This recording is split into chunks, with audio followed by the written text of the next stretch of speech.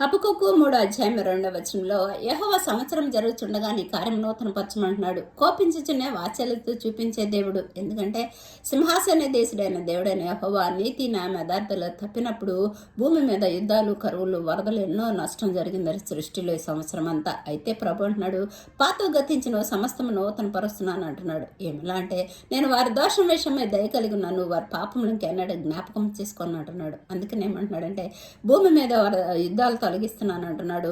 అన్యులు రక్షణ పొందడానికి నోవాహు ఓడను తెరిచి ఉంచానని చెప్పారు ప్రభు. అందుకని సృష్టిలో జరిగినట్లు నీ జీవితంలో కూడా అన్ని ఆపదలు చూసి ఉండొచ్చు, నష్టాలు జరిగి ఉండొచ్చు, వాగ్దానాలు నెరవేరకపోవచ్చు. ప్రభు అంటున్నాడు ఇది మొదలుకొని నేను నీకు తోడుగా ఉంటానని చెప్తున్నాడు. అందుకనే అది యేసుక్రీస్తునందు ఒక్కసారి మనం నమ్ముకుంచి ఈ సంవత్సరం అంతా చేసిన మేలు నిమిత్తమై ప్రభు కృతజ్ఞతాస్తుతులు చెల్లిద్దాం. పాపాల విషయం క్షమాపణ అడుగుతున్నప్పుడు ప్రభు ఒక హస్తం చాచి పరలోక దేవులు భూలోక దేవులు కుమ్మరించనుగా.